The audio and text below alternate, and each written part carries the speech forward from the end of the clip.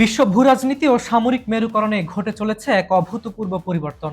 মধ্যপ্রাচ্যে মার্কিন আধিপত্য ও আগ্রাসনের মুখোমুখি দাঁড়িয়ে এবার হাত মিলিয়ে চলেছে এশিয়ার দুই প্রধান শক্তি, চীন ও ইরান। সম্প্রতি আন্তর্জাতিক বিশ্লেষক ও গোয়েন্দা সূত্রে অত্যন্ত চাঞ্চল্যকর একটি তথ্য ফুটে উঠেছে, যা ওয়াশিংটন ও তেল আবিব প্রশাসনের ঘুম হারাম করে দেওয়ার জন্য যথেষ্ট। খবর অনুযায়ী চীন থেকে ইরানের উদ্দেশ্যে রওনা হয়েছে বা পৌঁছাতে শুরু করেছে প্রায় 400টি সর্বাধুনিক ও শক্তিশালী সামরিক সরঞ্জাম এবং বিমান প্রতিরক্ষা ব্যবস্থা। এই সামরিক সহায়তার ফলে মধ্যপ্রাচ্যে ইরানের অবস্থান যে বহুগুণ শক্তিশালী হবে তাতে কোনো সন্দেহ নেই।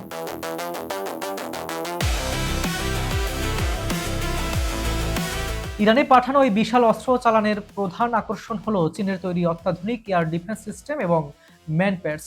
এর মধ্যে বিশেষভাবে উল্লেখযোগ্য হলো QW-12 এবং FM-60 এর মতো সর্বাধুনিক প্রযুক্তির শর্ট ও মিডিয়াম রেঞ্জের এয়ার ডিফেন্স মডেলগুলো।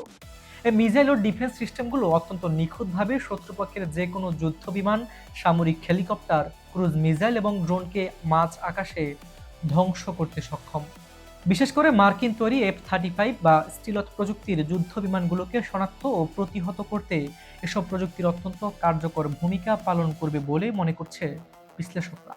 কেবল সাধারণ এয়ার ডিফেন্সই নয়, চীন থেকে ইরানের হাতে পৌঁছাতে যাচ্ছে অত্যাধুনিক ইলেকট্রনিক ওয়ারফেয়ার বা জামিং সিস্টেম। এই প্রযুক্তির মাধ্যমে শত্রুপক্ষের স্যাটেলাইট যোগাযোগ ব্যবস্থা, জিপিএস ট্র্যাকিং এবং গাইডেড মিসাইলের নিয়ন্ত্রণ মুহূর্তে অকেজো করে দেওয়া সম্ভব। এছাড়া গুঞ্জন রয়েছে চীনের সহায়তায় নিজেদের হাইপারসোনিক মিসাইল প্রযুক্তিকেও আরও নিখুঁত এবং ধ্বংসাত্মক করে তুলেছে ইরান। ইলেকট্রনিক জ্যামিং সিস্টেমের উপস্থিতির কারণে মার্কিন ও ইসরায়েলি রাডার এবং গোয়েন্দা নজরদারি ইরানের আকাশ সীমায় বড় ধরনের বাধার সম্মুখীন হবে।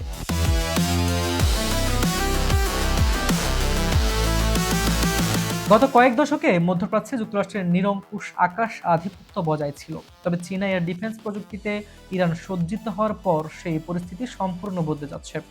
ওয়াশিংটন বা ইসরায়েল যদি ভবিষ্যতে ইরানের সামরিক বা পারমাণবিক কেন্দ্রে ড্রোন কিংবা যুদ্ধবিমান দিয়ে আগাম হামলার পরিকল্পনা করে, তবে তার পরিণতি হতে পারে অত্যন্ত ভয়াবহ।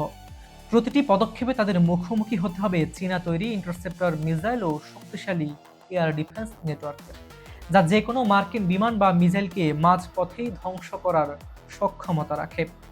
চীন ও ইরানের মধ্যকার এই প্রতিরক্ষা সহযোগিতা কেবল একটি সাধারণ অস্ত্র চুক্তি নয়, এটি মূলত মার্কিন নিষেধাজ্ঞা ও অর্থনৈতিক চাপের বিরুদ্ধে দুই দেশের কৌশলগত জোটের বহিঃপ্রকাশ। ইরান চীনকে দীর্ঘমেয়াদী এবং সাশ্রয়ী মূল্যে তেল সরবরাহের নিশ্চয়তা দিচ্ছে, আর তার বিনিময়ে চীন তেহরানকে দিচ্ছে আধুনিক সামরিক প্রযুক্তি ও অর্থনৈতিক নিরাপত্তা। এই দ্বিপাক্ষিক সম্পর্কের ফলে আমেরিকা কর্তৃক চাপানো আন্তর্জাতিক অবরোধ ও নিষেধাজ্ঞার কার্যকারিতা অনেকটাই ভেস্তে যেতে বসেছে, যা বেজিং ও তেহরানকে বিশ্ব রাজনীতিতে আরও বেশি সুবিধাজনক অবস্থানে এনে দিচ্ছে।